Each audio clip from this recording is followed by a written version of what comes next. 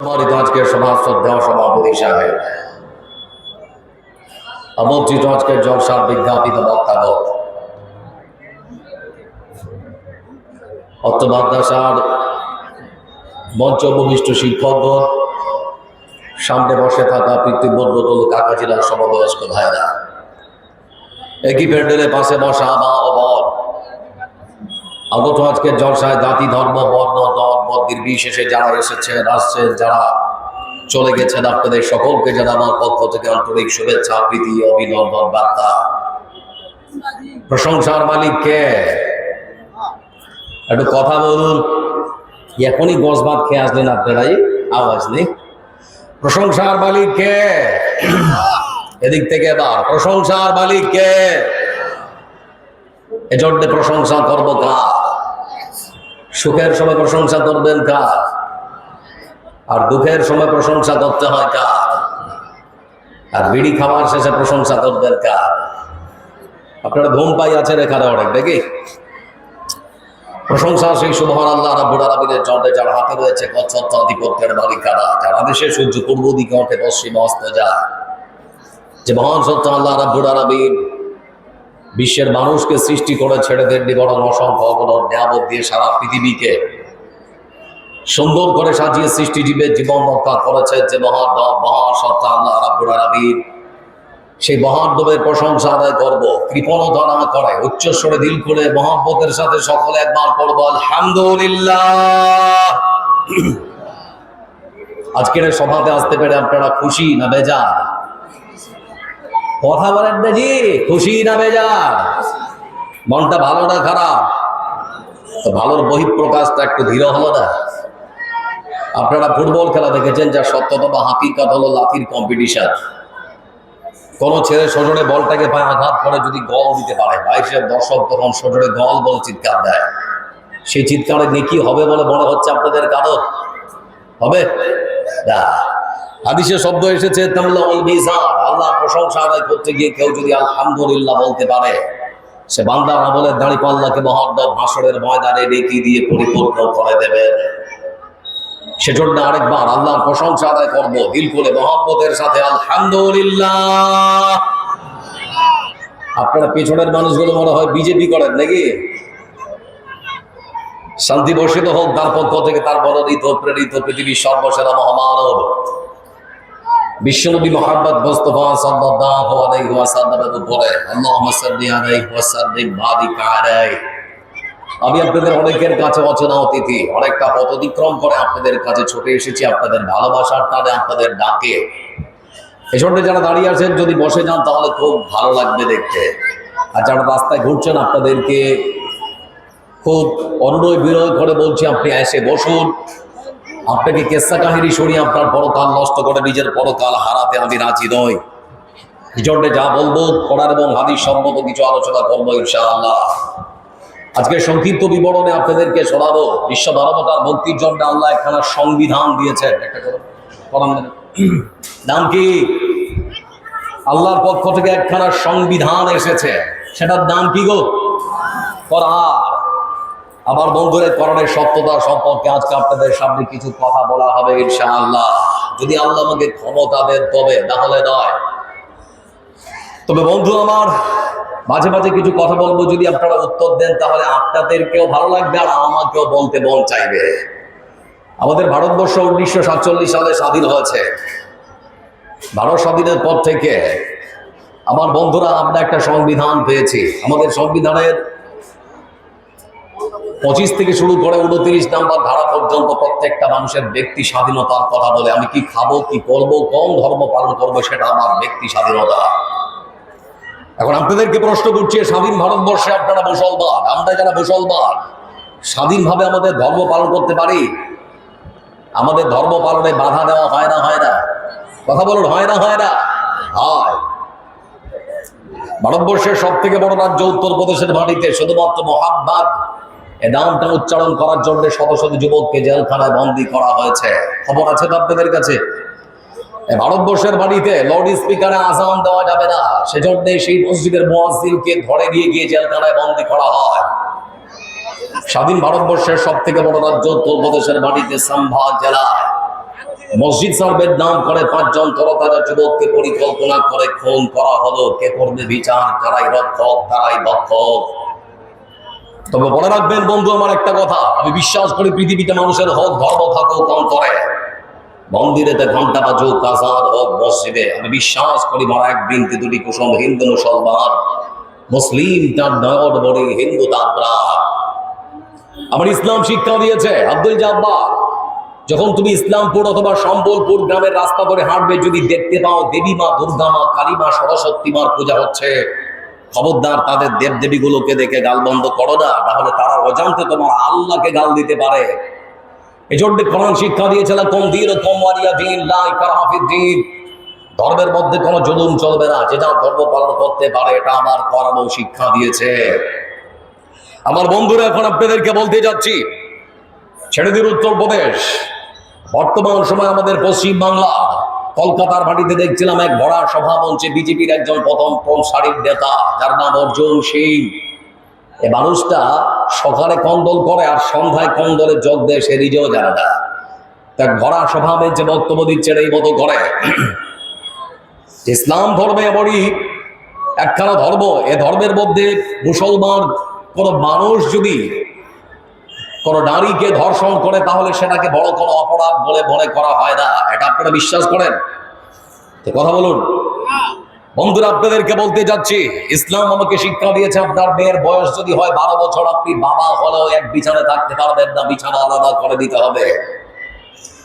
আপনার ছেলের বয়স যদি হয় 12 থেকে 14 বছর, আপনি মা হলেও আপনার ছেলেকে নিয়ে এক বিছানায় ঘুমাতে পারবেন না, বিছানা আলাদা করে দিতে হবে। এটা হচ্ছে ইসলাম। এজন্য ইসলাম আমাদেরকে শিক্ষা দিয়েছে, ওয়ালা তাকরাবুজ জিনা ইন্নাহু কানা ফাহিশাতাও ওয়া সাআ সাবিলা। বেবিচার করা তো দূরের কথা, ধারের পাশেও যাওয়া যাবে না, এটা হচ্ছে ইসলাম। এজন্য পৃথিবীর বুকে কোনো বিবাহিত নারী পুরুষ যদি অপকর্মের সঙ্গে জড়িয়ে যায় আর সেটা যদি প্রকাশ্যে চলে আসে, তাহলে পৃথিবীতে তার বেঁচে থাকার কোনো অধিকার আছে? অধিকার নেই। এজন্য বন্ধু আমার যারা বসে আছেন, আপনাদেরকে বলতে চাচ্ছি, ওই সমস্ত নেতাদেরকে আপনারা বলবেন আমাদের ইমানের পরীক্ষা নেবেন না। আমরা সেই মুসলমান যারা মুতার যুদ্ধ করেছে, খাইবার করেছে, খন্দক করেছে, বদর করেছে, উহুদ করেছে। আমরা সংখ্যায় কম হতে পারি, আমাদের সঙ্গে একজন সাহায্যকারী আছেন, তিনি কে? সবাই বলি তিনি কে? আল্লাহ আমাদের সাথে আছেন নাই? আচ্ছা, আজকে আপনারা দেখছেন না, আমাদের পশ্চিম বাংলার বাড়িতে এমন একজন নেতা, শুধুমাত্র তিনি বলেছেন একটা মসজিদ তৈরি হবে, সেই নেতার ডাক শুনে লক্ষ লক্ষ মানুষকে ইট দিয়ে কে আর কিছু দিয়ে কে টাকা দিয়ে ছুটে চলেছে। দেখেছেন না? দেখেননি? শুধুমাত্র একটা মুসলমান আজ পশ্চিম বাংলার সরকারের ভিতকে নাড়িয়ে দিয়েছে। এজন্য বলতে চাচ্ছি মুসলমানদেরকে, এক প্ল্যাটফর্মের ছাতায় যদি আপনারা আসতে পারেন না, আপনাদেরকে তেল দিবে তেল, কিন্তু আমরা শুধুমাত্র নিজের স্বার্থটা নিয়ে চলতে ভালোবাসি। এজন্য বলতে যাচ্ছি বন্ধু আমার, আমরা সেই মুসলমান, নেতার ডাকে মাঠ পরিপূর্ণ আর মুয়াজ্জিনের ডাকে আল্লাহর ঘরটা শূন্য। আমাদেরকে যদি নেতা ডাক দেয় তাহলে দেখবেন মাঠটা পরিপূর্ণ হয়ে গেছে, আর যদি মুয়াজ্জিন মসজিদ থেকে ডাকে তাহলে মসজিদটা শূন্য। এবার আপনাদেরকে একটা কথা বলছি, একটা বাক্য মনে রাখবেন, নিজের পায়ে হেঁটে মসজিদটা গিয়ে আবাদ করুন। আপনার যে মসজিদটা, সে মসজিদটা নিজের পায়ে গিয়ে হেঁটে আবাদ করুন। আপনি মসজিদে হাজিরা দিতে যান আর না যান, যেদিন মৃত্যুবরণ করবেন না সেই দিন বন্ধু আমার মসজিদের খাট আপনার বাড়িতে যেতে একটুকু কোনো ভুল করবে না। বন্ধু আমার, যে মহান সত্তা আল্লাহ রাব্বুল আলামিন, তিনি আমাদেরকে ওয়াদা করেছিলেন, ওয়া কানা হাক্কান আলাইনা নাসরুল মুমিনিন। ইমানদার হলে সেই মহান সত্তা আল্লাহ রাব্বুল আলামিনের সাহায্য আসছে না কেন? তার মূল কারণ হচ্ছে বিশ্ব মানবতার মুক্তির জন্য আল্লাহ যে সংবিধান দিয়েছেন, এটা কোরআন। আচ্ছা, গ্রন্থটার নাম কি? এবার সবাই বলি, এর নাম কি? কোরআন। আমার বন্ধুরা, এই কোরআন পৃথিবীর বুকে কেউ আবার রেখেছে তাবিজের কেতাব বলে করে বাড়িতে, আবার কেউ এটা বরকতের কেতাব বলে বাড়িতে রেখে দিয়েছে, পড়ে না। আজকে আপনারা বাড়িতে গিয়ে দেখবেন যেখানে রাখা আছে সেখানে মাকড়সায় জাল বেঁধেছে। সবাই নিজের নিজের কাজে ব্যস্ত, আর এখন প্রত্যেকের হাতে মোবাইল, তো কোরআন পড়ার সময় আর আমাদের সেরকম হয় না। আমার বন্ধুরা, বলতে চাচ্ছি, গ্রন্থটার নাম হচ্ছে কোরআন। কোরআন শব্দের অর্থ হচ্ছে পৃথিবীর বুকে যে কেতাব, যে গ্রন্থ সব থেকে বেশি পড়া হয়। আচ্ছা বলুন তো, পৃথিবীর বুকে সব থেকে যে গ্রন্থ বেশি পড়া হয় তার নাম কি? পৃথিবীর বুকে যে গ্রন্থের বিক্রি সব থেকে বেশি তার নাম কি? পৃথিবীর বুকে যে কোরআনের বাড়ি শোনার জন্য শ্রোতার সংখ্যা বেশি। আমার বন্ধুরা, দাঁড়িয়ে নাম হচ্ছে কোরআন। এমনই একখানা ধর্মগ্রন্থ, এর ভাষা, এর সাহিত্য, এর লালিত্য, এর রচনা শৈলী, এর গতিময় ছন্দ, এর শব্দবিন্যাস, এর ব্যাকরণ সারা পৃথিবীর সমস্ত গ্রন্থাগারের গ্রন্থের নিচে নাও পড়ে। কথা বলে না, নিচে নাও পড়ে। এই কোরআনের ধারের পাশে কোন গ্রন্থাগারের গ্রন্থ আসতে পারবে? পারবে না। আমার বন্ধুরা, এমনই একখানা ধর্মগ্রন্থ আল্লাহ রাব্বুল আলামিন তিনি আমাদেরকে দিয়েছেন। আশ্চর্য একখানা ধর্মগ্রন্থ। কেন বলছি জানেন?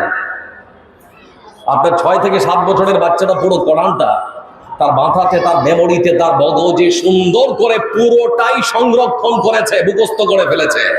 আশ্চর্য একখানা ধর্মগ্রন্থ। যতই পড়বেন ততই পড়ার মন চাইবে। যে ধর্মগ্রন্থে শুনে কোনোদিন কোনো মানুষ ক্লান্ত হয় না, কোনোদিন কোনো মানুষ বিরক্ত হয় না। আচ্ছা, কোনো মানুষ বিরক্ত হয় কোরআন শুনে? কথা বলে না, বিরক্ত হয়? প্রত্যেক নামাজের শুরুতে সূরা ফাতিহা আছে না রে? কেউ কি বলেছে যে পড়তে ভালো লাগে না?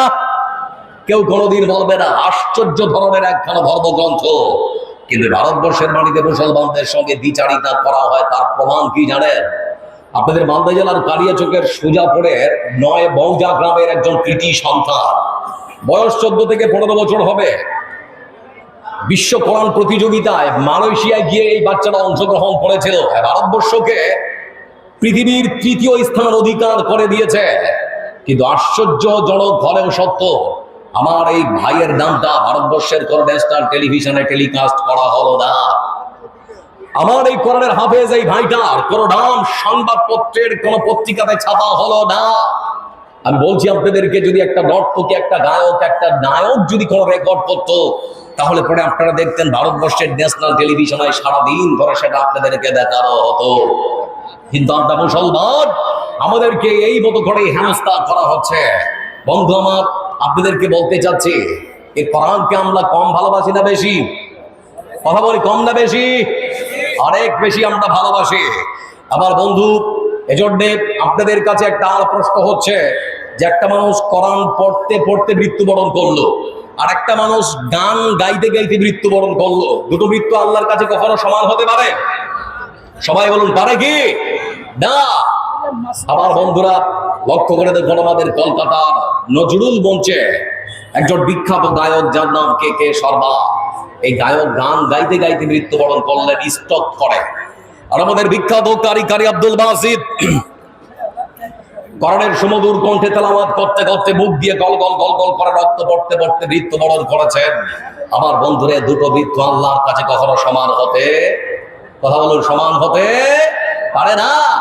আপনার হাতে যে মোবাইলটা আছে না, এই মোবাইলের মধ্যে যখন রিংটংটা বেজে ওঠে, তখন আপনার বিবেক বলে কে যেন আমাকে ডাকছে, তার ডাকে সাড়া দেওয়ার জন্য মোবাইলের কলটা রিসিভ করে আমাকে জানতে হবে কে আমাকে ডাকছে।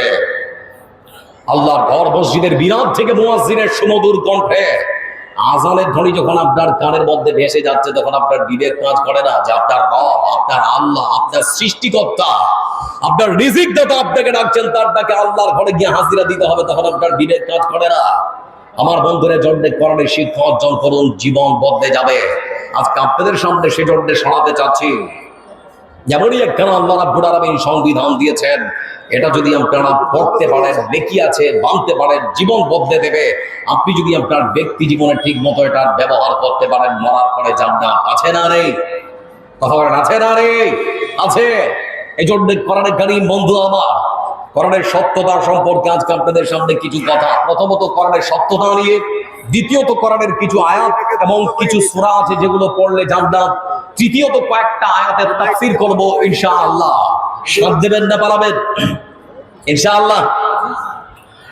মহান সত্য আল্লাহ রাব্বুল আলামিন তিনি বলেন, তানজিলাম মিম্মান খালাকাল আরদা ওয়াস সামাওয়াতিল উলা।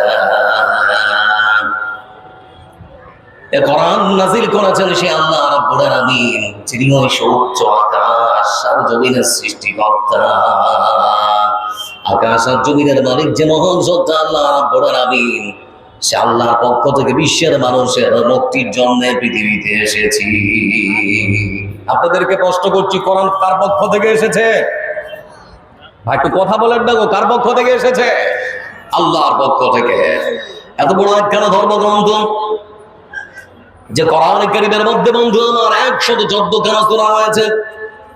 এত বড় একখানা ধর্মগ্রন্থ আপনাদের ইসলাম পড় আপনাদের সম্পর্কের মানুষরা যখন পড়ার জন্য হাতের মধ্যে নিয়েছে, মনের মধ্যে একখানা চিন্তা এসেছে, একখানা প্রশ্ন এসেছে, এত বড় একখানা ধর্মগ্রন্থে ভুল থাকলে থাকতেও পারে। আপনাদের কি মনে হয় ভুল আছে তো নাকি? কথা বলেন না আছে কি? কোরআন কারীমের ভাষায় মহান সত্য আল্লাহ রাব্বুল আলামিন তিনি বলেন, তানজিলুল কিতাবি লা রাইবা ফীহি মির রাব্বিল আলামিন।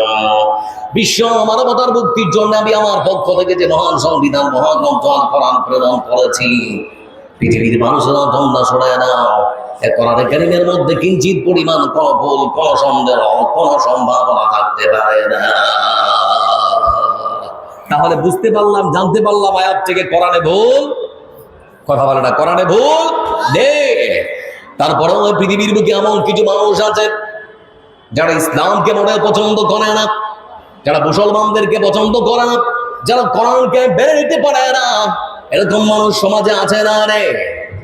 যারা কোরআনের ভুল ধরতে যায় এরকম মানুষ আছে না নেই?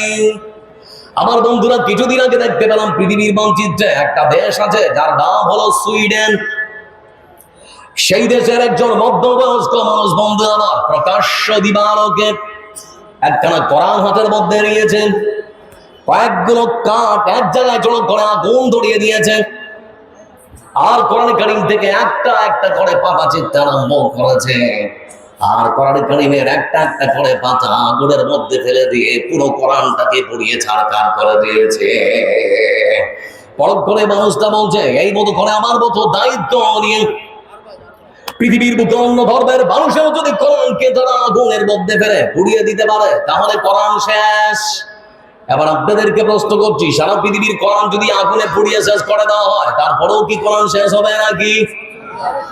যদি আগুন লেগে ধ্বংস হয়ে যায়,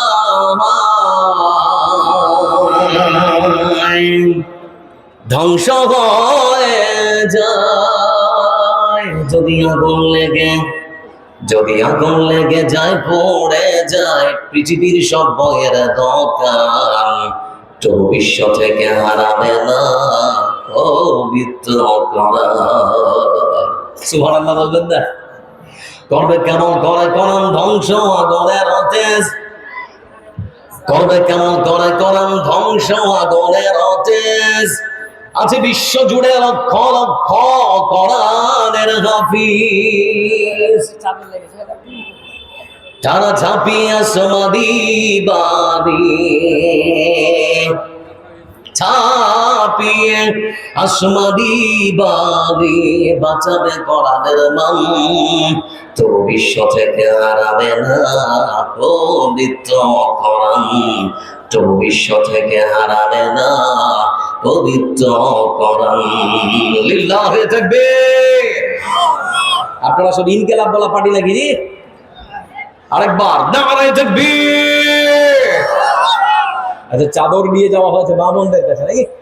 আচ্ছা, মা বোন আপনাদের কাছে, এটা মাইক্রোফোন আপনাদের কাছে চাদর নিয়ে যাওয়া হয়েছে। যদি বাড়ি থেকে কিছু দেবেন বড় করে এসেছে তাহলে পরে আপনাদেরকে বলছি অবশ্যই আপনারা কিছু দিয়ে যান, এটাই আপনাদের জন্য থাকবে, অন্য কিছু থাকবে না। তবে ভাইকে এই মাইক্রোফোনটা এখানে মারতে হবে, অবস্থা ভালো হচ্ছে।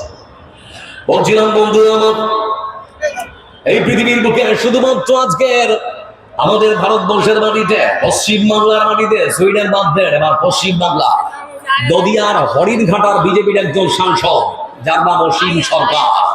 এ মানুষটা বিজেপির সাংসদ, এক সময় সে বলছে যে কোরআন অনেক দিন আগে এসেছে, এর আপডেট দরকার। আচ্ছা, আপনারা যারা মোবাইল ব্যবহার করেন অ্যাপস আপডেট করেন না? অ্যাপ আপডেট করতে হয় না? তো এই মানুষটা আবার বলছে যে কোরআন অনেক দিন আগে এসেছে, এর আপডেট দরকার। আচ্ছা, পৃথিবীর বুকে কোন মায়ের বেটা আজ পর্যন্ত জন্ম দিয়েছে যে কোরআনের একটা অক্ষরে লাল কালি চালাতে পারে? কেন বলুন? পারবে? অসম্ভব, কেউ কখনো পারেনি, পারবে না। আমার বন্ধুরা লক্ষ্য করে দেখুন, এজন্য মহান সত্য আল্লাহ রাব্বুল আলামিন তিনি বলেন, লা তাবদীলা লিকালিমাতিল্লাহ, যালিকা হুয়াল ফাওজুল আযীম।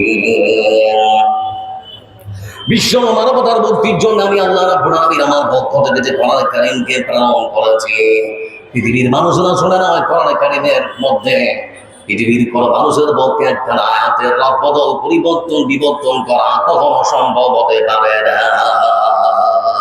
কেউ কখনো লাল কালি খেতে পারবে না।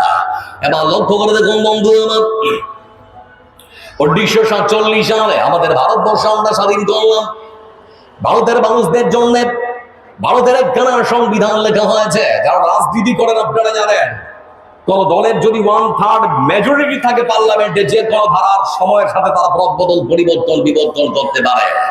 এই জন্য ভারত স্বাধীনের পর থেকে আজও পর্যন্ত ভারতের সংবিধানের আনুমানিক প্রায় 112 বেশি কম বেশি বন্ধ আমার নানান রকমের দ্বারা রদবদল পরিবর্তন বিবর্তন হয়েছে। কিন্তু আল্লাহ রাব্বুল আলামিনের পক্ষ থেকে এমনই একটা সংবিধান কোরআন আমাদেরকে দেওয়া হয়েছে, আমার বন্ধুরা আজ পর্যন্ত এর কোনো রদবদল পরিবর্তন বিবর্তন কেউ করতে পারেনি। কেউ পারবে মনে হচ্ছে? কথা বলেন, পারবে কি? অসম্ভব, পারবে না। আজ কোরআনে কারীমের রদবদল করতে পারবে না, তো কোরআনের মতো করে হয়তো একটা কিতাব কেউ বানাতে পারবে যদি চেষ্টা করে। সেটা কি সম্ভব? মহান সত্য আল্লাহ রাব্বুল আলামিন তিনি বলেন, قل لن اجتمعت الإنس والجن على أن يأتوا بمثل هذا القرآن। আল্লাহ রাব্বুল আলামিন তিনি বলেন, পৃথিবীর মানুষেরা যদি বলে করো মোহাম্মদ নিজে কোরআন রচনা করেছে, তাহলে তোমরা মানুষ কোরআনে কারীমের মতো করে একটা ধর্মগ্রন্থ তোমরা বানিয়ে দেখাও। হে মানুষ, তোমরা যদি না পারো জিনেদের সাহায্য নাও, তামাম পৃথিবীর জিন আর মানুষ সব একত্রিত হয় কোরআনে কারীমের মতো করে একটা ধর্মগ্রন্থ তোমরা বানাতে চেষ্টা করো। দিন চলে যাবে, মাস চলে যাবে, বছর চলে যাবে, কিয়ামত হয়ে যাবে, তারপর বন্ধু আমার পৃথিবীর কোন মানুষ কিংবা জিন কোরআনে কারীমের মতো করে একটা ধর্মগ্রন্থ কখনো বানাতে পারবে না। কারণ কোরআন মানুষ বানায়নি, পাঠিয়েছেন তিনি কে? একবার সবাই বলি, তিনি কে? এমনই একটা সংবিধান আল্লাহ রাব্বুল আলামিন তিনি দিলেন। পৃথিবীর মানুষের কোরআনের সংস্পর্শে যদি আসতে পারে, কোরআন যদি তার ব্যক্তি জীবন, পারিবারিক জীবন, সাংসারিক জীবন, গ্রামে কিংবা শহরে অথবা পৃথিবীর বুকে যদি কোন দেশে যদি কোরআনের আইন তারা চালু করতে পারে, তাহলে পুরো পৃথিবীর বুকে পৃথিবীর মানুষেরা তারা শান্তিতে বসবাস করতে পারবে। এর নিশ্চয়তা দিয়েছেন মহান সত্য আল্লাহ রাব্বুল আলামিন। লক্ষ্য করে দেখুন বন্ধু আমার, এজন্য যারা বসে আছেন, কোরআনের সংস্পর্শে যদি আসা যায়, কোরআনের হুকুম যারা মেনে নেয়, তাদের সম্মান আল্লাহ বাড়ায় না কমায়? কথা বলেন।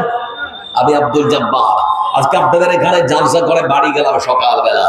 যাওয়ার পরে বলছি, মা আমার পরনের যে কটটা এটা নোংরা হয়ে গেছে, তো মা বলছি খুলে রেখে দে, পরিষ্কার করে দেবো। এক জায়গায় খুলে রেখে দিয়েছি, তারপরে আবার দেখছি আমার পরনের এই জুব্বাটা নোংরা হয়েছে। মাকে বললাম, মা আমার যে পরনের এই জুব্বাটা সেটাও নোংরা হয়ে গিয়েছে। মা আমাকে ডেকে বললো, বেটারে পরিষ্কার করে দেবো, এক জায়গায় করে রাখ। 3খানা জিনিস 2খানা জিনিস এক জায়গায় সুন্দর করে আমি খুলে রেখেছি। তারপরে কোরআনটা হাতে দিলাম। কোরআনটা হাতে দিয়ে দেখছি যে কোরআনের যে কভারটা, জুজদানটা, কাপড়টা, ওটা আপনারা কি বলেন জি? কি বলেন ওটাকে? জুজদান। সে কোরআনের যে কাপড়টা বন্ধু আমার, লক্ষ্য করে দেখলাম এই কোরআনের কাপড়টা অনগ্রহ হয়ে গিয়েছে। আমি আমার মাকে ডেকে বললাম, মা কোরআনের কভারটা অনগ্রহ হয়ে গিয়েছে, পরিষ্কার করতে হবে। আবার মা তখন আমাকে ডেকে বললো, বেটা এক জায়গায় রেখে দে, সব পরিষ্কার করে দিব। তো 3টা এক জায়গায় সুন্দর করে রেখে দিয়েছি। কিছুক্ষণ পরে আমি দেখতে পেলাম আমার মা দিতে এসেছেন। আমার মা দিতে আসার সময় যদি দেখতে পাই বন্ধু আমার, আমি দামি এই কটটার সঙ্গে মায়ের পায়লা ছিঁড়ে গেছে, মনে কষ্ট হবে না? আবার আমার দামি জুব্বাটার সঙ্গে যদি মায়ের পায়লা লেগে যায়, মনে কষ্ট হবে না? কিন্তু বন্ধু আমার বলুন তো, কোরআনের কভারটার সঙ্গে যদি মায়ের পায়লা লেগে যায়, বড় একটু হলেও কষ্ট হবে না? হবে না? কথা বলেন, হবে না? হবে না? অবশ্যই হবে। বাজারের সব থেকে সস্তা কাপড়, দিনাজপুরের ভাষায় আমরা বলি টেরিকট কাপড়। বাজারের সব থেকে একখানা সস্তা কাপড় শুধুমাত্র কোরআনের সংস্পর্শে আসার কারণে তার সম্মান, তার মর্যাদা বেড়েছে না কমেছে? কথা বলে না। বাড়িয়েছেন যিনি, তিনি কে? আমার বন্ধুরা, যুবক ভাই আমার, তোমাদেরকে বলতে যাচ্ছি, নাচ গান বাদ্যযন্ত্র সবকিছু ছেড়ে দিয়ে যদি তোমরা করণের সংস্পর্শে আসতে পারো, তোমার সম্মান, তোমার মর্যাদা আমার আল্লাহ বাড়িয়ে দিতে পারে। সম্মান দেওয়ার মালিক কে? কথা বলে না। সম্মান দেওয়ার মালিক কে? সম্মান ছিনিয়ে নেওয়ার মালিক কে? এজন্য বন্ধু আমার, মহান সত্য আল্লাহ রাব্বুল আলামিনের পক্ষ থেকে এমন একটা সংবিধান আল্লাহ রাব্বুল আলামিন তিনি দিয়েছেন। আজকে ইসলামপুরের মানুষ যদি কোরআনে কারিম পড়তে আরম্ভ করা যায়, নেকি আছে না নেই? কথা বলে আছে। রাসূল সাল্লাল্লাহু আলাইহি ওয়াসাল্লাম তিনি বলেন, মান ক্বারা হারফান মিন কিতাবিল্লাহ ফায়াকু বিহি হাসানা ওয়াল হাসানাতু বিআশরি আমসালিহা। রাসূল সাল্লাল্লাহু আলাইহি ওয়াসাল্লাম তিনি বলেছেন, আদম সন্তান তোমরা শুনে নাও, এমন একটা ধর্মগ্রন্থ তোমাদেরকে দেওয়া হয়েছে, একখানা অক্ষর যদি তোমরা পড়তে পারো, তাহলে পরে তোমাদের আমল নামায় আল্লাহর পক্ষ থেকে 10 খানা নেকি লিখে দেওয়া হয়। সুবহানাল্লাহ। হবে না? একটু জোরে বলি সুবহানাল্লাহ। আবার রাসূল সাল্লাল্লাহু আলাইহি ওয়াসাল্লাম তিনি আরো বলেন, ইয়াজু আহাদুকুম মান ইয়াকরা ফি লাইলাতিন সুলুসাল কুরআন। ও সম্বলপুরের মানুষ, ও ইসলামপুরের বাপ, খারাপ ভাই বাপজান যারা এসেছেন, রাসূল সাল্লাল্লাহু আলাইহি ওয়াসাল্লাম তিনি বলেন, এই কোরআন কারীমের মধ্যে আল্লাহ রাব্বুল আলামিনের পক্ষ থেকে এমন একটা সূরা দেওয়া হয়েছে, আদম সন্তান রাত্রিবেলা সেই সূরাটা একবার পাঠ করে যদি তার বিছানায় ঘুমাতে পারে, তাহলে পরে রাসূল সাল্লাল্লাহু আলাইহি ওয়াসাল্লাম তিনি বলেছেন, সেই বান্দার আমল নামায় 10 পারা কোরআন পড়ার সমপরিমাণ নেকি লেখা হয়। আচ্ছা বলতে পারেন সেই সূরার নাম কি? জোরে বলুন, সেই সূরার নাম কি? সূরাতুল ইখলাস। ছোট্ট একখানা সূরা। আচ্ছা কোনদিন ভেবেছেন এত ছোট্ট একখানা সূরা এত সম্মানের মর্যাদা এত বেশি কেন গো? কোনদিন কি ভেবেছেন? আপনাদের মাথায় এসেছে? আচ্ছা সূরাটা ছোট না বড়? কথা বলে ছোট না বড়? ভাই আপনি বারবার মাইকে হাত দিচ্ছেন কেন? এই মাইক বেলকে বাদ দেন, বারবার মাইক বলছে, হাত দেন না ভাই। আমার ওটা ডিস্টার্ব হচ্ছিল সেজন্যই করছি, হাত দেন না। আপনাদেরকে প্রশ্ন করছি, এই যে ছোট্ট একখানা সূরা, এর সম্মানের মর্যাদা কম না বেশি? সবাই বলেন না, কম না বেশি? তো একবার পড়লে 10 পারা, তার মানে একবার পড়লে 10 পারা, দুবার যদি পড়তে পারে 20 পারা, আবার 3 বার কেউ যদি পড়ে ঘুমাতে পারে, তাহলে পরে এক কোরআন খতমের নেকি আছে না নেই? আমি মনে মনে ভাবছিলাম যে ছোট্ট একটা সূরা, এর এত সম্মানের মর্যাদা এত বেশি কেন? আবার বন্ধুরা, তার মানে হলো পুরো কোরআনটাকে আল্লাহ 3 ভাগে ভাগ করেছেন। কয় ভাগে? কথা বলুন, কয় ভাগে? 3 ভাগে ভাগ করেছে। তার মধ্যে এক ভাগ হচ্ছে আল্লাহর ওয়াহদানিয়ত, আল্লাহর একত্ববাদ, আল্লাহর তাওহীদ। আমার বন্ধুরা, কোরআন কারীমের মধ্যে 100 যে 14 সূরা আছে শুধুমাত্র আল্লাহ রাব্বুল আলামিন, ব্যতিক্রম একটা সূরা যার নাম হলো সূরাতুল ইখলাস। এই সূরার শুরু থেকে শেষ পর্যন্ত আল্লাহ রাব্বুল আলামিন কোনো কিছু আলোচনা করেন নি, তার নিজের পরিচয়ের কথা খুলে খুলে যদি বর্ণনা করেছেন। অন্য কোনো আলোচনা নেই এই সূরার মধ্যে। না আকাশের আলোচনা, না জমিনের আলোচনা, না হারামের আলোচনা, না হালালের আলোচনা, অন্য কোনো আলোচনা নেই। আল্লাহ শুধু নিজের পরিচয়ের কথা খুলে বলেছে। সর্বপ্রথমে তিনি বলেন, হে মুহাম্মদ সাল্লাল্লাহু আলাইহি ওয়াসাল্লাম, পৃথিবীর মানুষকে আপনি জানিয়ে দিন আল্লাহ। আপনাদেরকে প্রশ্ন করছি, ইমানি প্রশ্ন, আল্লাহ কজন? সবাই বলুন না, তো ইমান থাকবে না। আল্লাহ কজন? সর্বশক্তিমান যিনি, তিনি কে? বিপদ থেকে উদ্ধার করার মালিক কে? ভালো মন্দের মালিক কে? সন্তান দেওয়ার ক্ষমতা আছে কার? পীর পারে না? পীর? আপনাদের দিকে পীর পূজা হয় নাকি গো? কলকাতায় চলে যান, উত্তর 24 পরগনা আর হুগলিতে পান্ডুয়া জেলা, তাহলে পরে দেখবেন হুগলির একটা পান্ডুয়া বলে জেলা, পান্ডুয়া বলে জায়গা আছে। ও জায়গায় লেখা আছে পীরের বাজারে দেখাচ্ছি লে ছেলে। বুঝতে পারছেন না? মানে খাসি দিলে পীরের এত ক্ষমতা যে তখন ছেলে দিয়ে দিবে। 2 বছর 4 বছর 10 বছর হয়ে গিয়েছে বিয়ে হওয়া, এখনো পর্যন্ত হয়তো বাচ্চা হয়নি, তো কিন্তু পীরের এত ক্ষমতা যে সে বাচ্চা দিতে পারে। আচ্ছা বাচ্চা দেওয়ার ক্ষমতা আছে কার? পীর দিতে পারবে? কোন বাবা দিতে পারবে কি? সম্ভব নয়। আরে পাগলা বাবা, আরে খাজা বাবা, তোমার বাবা, যত বাবা তত মাজার, বাবা হলো বেসুমার, রেল লাগিলে নেই রে মাজার, বাস লাগিলে সব বাজার। আজ যে কজন বসে আছেন, একটা কথা প্রশ্ন করছি, জীবনে কোনোদিন দেখেছেন রেল লাইনে মাজার আছে? কথা বলে দেখেছেন কখনো? রেল লাইনে দেখবেন না, ট্রেনটা তো জোরে চলবে, কে টাকা দিবে? সেজন্য রেল লাইনে কেউ কখনো মাজার করে না। যত পীর মনে হচ্ছে সব বাস লাগে নামাজের ধারে ধারে না, মাজারে যে গাঁজা খায়, লম্বা লম্বা চুল রেখেছে শিকল পরা সারা গায়, নামাজের ধারে ধারে না, মাজারে যে গাঁজা খায়, লম্বা লম্বা চুল রেখেছে শিকল পরা সারা গায়, মচে ঢেকেছে মুখ, মচে ঢেকেছে মুখ, চেনা যায় না কি কারবার। আরে ও পাগলা বাবা, আরে ও কাজা বাবা, বুঝলা শোনে দেখবে তোমার ফল বাবা। মাজার ব্যবসা ছেড়ে দিয়ে ধরো আল্লাহর দিন আইন, এখনো সময় আছে তওবা পড়ে হও মুমিন। মাজার ব্যবসা ছেড়ে দিয়ে ধরো আল্লাহর দিন আইন, এখনো সময় আছে তওবা পড়ে হও মুমিন। নিজের বাপের দেয় না খবর, নিজের মায়ের দেয় না খবর, বাজারে দেয় লাঞ্চা দর। আরে ও পাগলা বাবা, আরে ও খাজা বাবা, বজহাসরে দেখবে তোমার ফল বাবা। বাঁচাবার মালিককে সবাই বলুন কে? ইয়াউমুল লা বাইউন ফীহি ওয়ালা খুল্লা ওয়ালা শাফা, মান যাল্লাযী ইয়াশফাউ ইনদাহু ইল্লা বিইযনিহি। কথাগুলোকে বললাম পড়ো। বলছিলাম বন্ধু আমার, এমন একটা সংবিধান বহন সত্য আল্লাহ রাব্বুল আলামিন পৃথিবীর মানুষকে দিয়েছে। এই সংবিধান যারা পড়ে আর যারা বাচ্চাদেরকে পড়ায় তাদের সম্মান মর্যাদা কম না বেশি? রাসূল সাল্লাল্লাহু আলাইহি ওয়াসাল্লাম তিনি বলেন, খায়রুকুম মান তাআল্লামা আল কুরআন ওয়া আল্লামা। হে পৃথিবীর মানুষ, সেই মহান সত্য আল্লাহ রাব্বুল আলামিনের কাছে সর্বাধিক সবথেকে প্রিয় বান্দা হলো তারা যারা কোরআনের শিক্ষা অর্জন করেছে। বাড়িতে বসে থাকেনি বরং ইসলামপুরের মাদ্রাসায় অসংখ্য বাচ্চাকে যারা কোরআনের শিক্ষা দিয়েছে, এরা হলো মহান সত্য আল্লাহ রাব্বুল আলামিনের কাছে সবথেকে ভালো মানুষ। তাহলে পরে বলছি ভাই আপনাদেরকে, আপনাদের যে মাদ্রাসার শিক্ষক এদের সম্মান কম না বেশি গো? জোরে বলেন, কম না বেশি? আপনাদের ইসলামপুর বলুন, সম্বলপুর বলুন, আপনাদের পার্শ্ববর্তী গ্রাম বলুন, যে সমস্ত মসজিদের ইমাম আছে অনবরত প্রতিদিন মক্তব হয় না? হয় না? তাহলে সেই মসজিদের ইমামের সম্মান কম না বেশি? আর বেতনটা কম না বেশি? খুবই কম নাকি? এই সমস্ত মসজিদের ইমামদের জন্য একটা শব্দ চয়ন করি, বেচারা। বেচারা কেন বলি জানেন? একটা ছোট কথা বলছি, মন খারাপ করিয়েন না, অনেক সহজ করে বলছি শব্দটা। আমাদের গ্রামের সব থেকে যেটা শিক্ষায় কম শিক্ষা অর্জন করেছে এমন মানুষটা এসে আমাদের মসজিদের ইমাম সাহেবকে ধমকায়, বলে ইমাম সাহেব মসজিদে ঝাড় দিতে পারেননি, আমাদের ড্রেনটা নোংরা হয়ে গেছে, পরিষ্কার করতে পারেননি।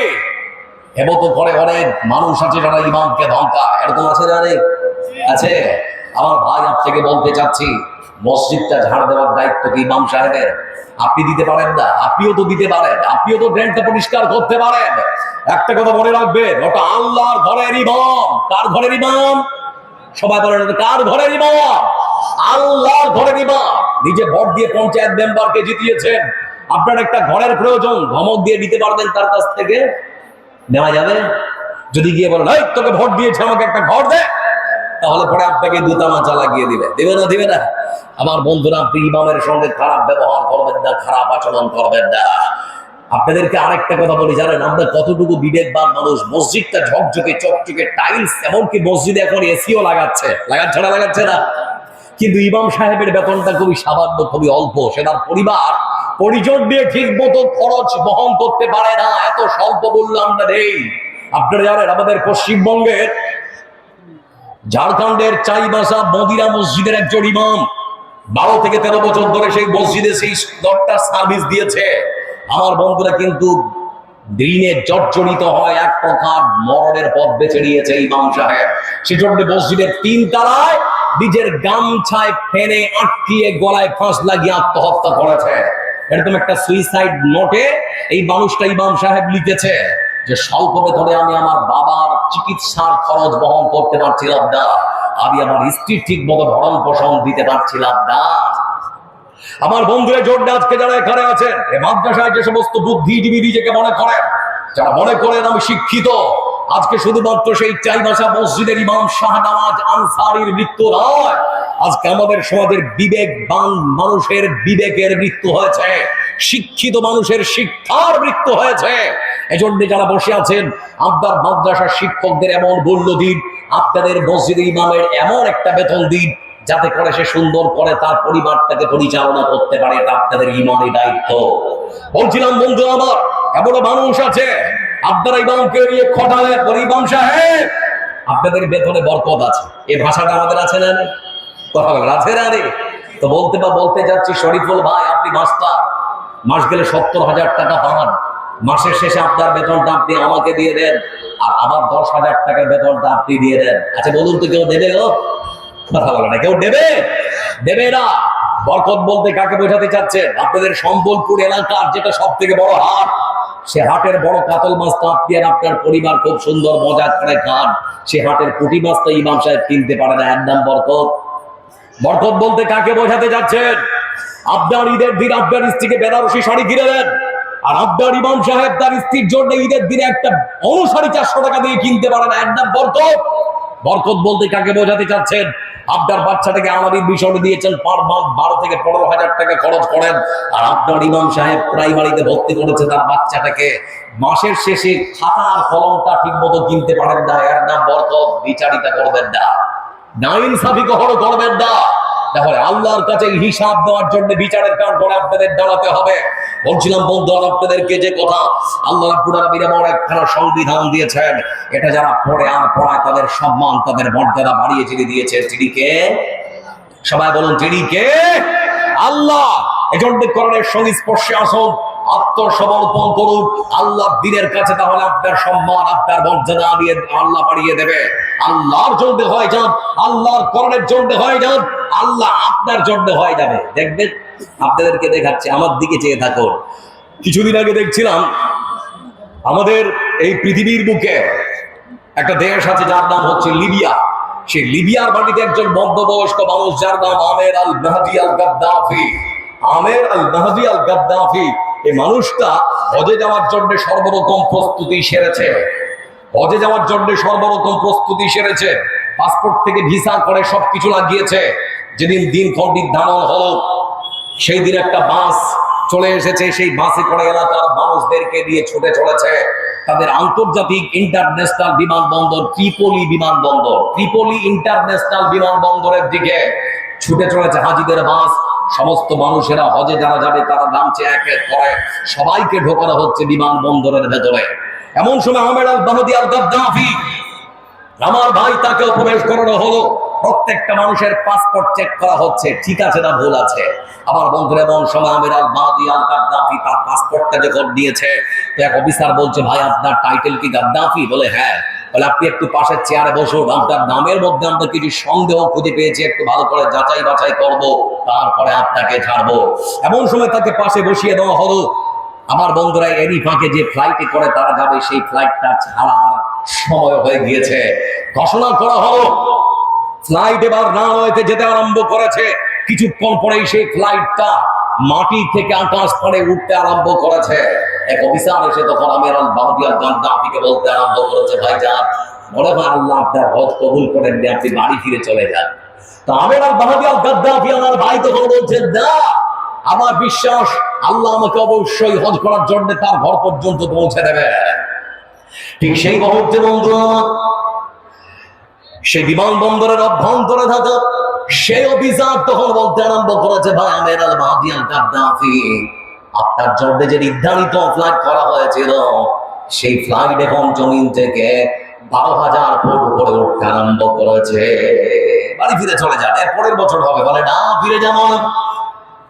সেই মহান সত্তা আল্লাহ রাব্বুল আলামিনের উপরে আমার অটুট বিশ্বাস, আস্থা, যে মহান সত্তা আল্লাহ রাব্বুল আলামিন আমাকে আমার বাড়ি থেকে এই বিমানবন্দর পর্যন্ত পৌঁছে দিয়েছেন। সে আল্লাহ রাব্বুল আলামিন আমাকে এই বিমানবন্দর থেকে তার ঘর দেখার জন্য সৌদি আরব পর্যন্ত পৌঁছে দেবেন। বলে ভাই আপনার মাথা ঠিক আছে? বলে কেন? এখন তো আপনার নির্ধারিত যে ফ্লাইট, ওটা আকাশে উঠছে। কিছুক্ষণের মধ্যে বন্ধু আমার লক্ষ্য করে দেখা, এই সেই ফ্লাইটের যে পাইলট, ফ্লাইটের মধ্যে কিছু যান্ত্রিক ত্রুটি দেখতে পেয়েছেন। সেজন্য আমার বন্ধুরা সেই ফ্লাইটের পাইলট, বন্ধুরা যারা অফিসার, যারা দায়িত্ব থাকে, তাদের সঙ্গে যোগাযোগ করার পর বলতে শুরু করেছে, ভাই আমার তাড়াতাড়ি করে, এই বিমানকে জরুরি অবতরণ না করলে বিমানটা ভেঙে যেতে পারে। বলছে তাই না? কি বলে, হ্যাঁ। তাড়াতাড়ি করে সেই বিমানটাকে আবার ত্রিপোলি আন্তর্জাতিক এয়ারপোর্টে আবার ফিরিয়ে নিয়ে আসা হলো। আমার বন্ধুরা কিন্তু কিছুক্ষণ পর মেকানিক গিয়ে সবকিছু সারলো, তারপরেও যে পাইলট, সে পাইলট কিন্তু দরজা খুলতে রাজি না। আমার বন্ধুরা বলে অফিসার অনেক বুঝিয়ে তখন এই সেই ব্যক্তি আমের আল বাহাদি আল গাদ্দাফি, তাকে বলা হচ্ছে ভাইজান, মনে করেছিলাম হয়তো আল্লাহ আপনার দোয়াকে কবুল করবেন, বা হয়তো আল্লাহ আপনার দোয়াকে কবুল করেছেন, সেজন্য হয়তো ফ্লাইটটা কাছ থেকে আবার ঘুরে এসেছে, কিন্তু পাইলট আপনার জন্য ফ্লাইটের দরজা খুলতে রাজি নয়, ঘুরে চলে যান, এর পরের বছর হবে। বলে না, আমার বিশ্বাস, আমি এই ফ্লাইটেই যাব। কিছুক্ষণ পরে বন্ধু আমার সেই ফ্লাইট যখন আমার আকাশ পানে উড়ান দিয়েছে, কয়েকশো কিলোমিটার যাওয়ার পরে আবার সেই যান্ত্রিক ত্রুটি তারা লক্ষ্য করেছে, আবার ফিরে আসলো, রান হয়েছে, নামলো, তারপরে ফ্লাইটের যে পাইলট তারা আবার বলতে শুরু করেছে, কম সে ব্যক্তি, যে ব্যক্তি যাওয়ার জন্য ছাড়া পড়েছে, কে এসে? বলে আমের আল বাহাদি আল গাদ্দাফি। আমার বন্ধুরা আমের আল বাহাদি আল গাদ্দাফিকে তাকে ডাকা হলো, বিমানের দরজা তার জন্য খোলা হলো, যে সিটের মধ্যে বসে পড়লেন। আমার বন্ধুরা তারপরে সুন্দর করে সিট বেল্টটা বেঁধে ফেললেন। কিছুক্ষণের মধ্যে আকাশ পানে উড়ান দিয়েছে তাদের ফ্লাইট। কিছুক্ষণের মধ্যে বন্ধুরা আমার সৌদি আরবে গিয়ে তারা অবতরণ করলো। এই সেই আমের আল বাহাদি আল গাদ্দাফি, তিনি এবারে বলছেন, পৃথিবীর মানুষ মুসলমান, তোমরা শুনে নাও, সত্যি যদি তোমরা আল্লাহর জন্য হয়ে যেতে পারো, আল্লাহর করণের জন্য হয়ে যেতে পারো, তাহলে আল্লাহ তোমাদের জন্য হয়ে যাবেন, তা প্রমাণ হচ্ছে এটা। এজন্য এমন একটা সংবিধান আল্লাহ রাব্বুল আলামিন তিনি দিয়েছেন, এমন একটা সংবিধান, এমন একটা ধর্মগ্রন্থ আল্লাহ রাব্বুল আলামিনের পক্ষ থেকে আমরা পেয়েছি। আপনাদের এলাকার কোনো মানুষ যদি মনে করে পড়তে পারবো না, আমার বন্ধুরা কেউ যদি পড়ে আর তার পাশে যদি সে বসে বসে শোনে, নেকি আছে না? একজন পড়তে পারে না, আরেকজন বলছে যে আমি তাহলে তোর পাশে বসে বসে শুনবো, নেকি আছে না? নেই আছে।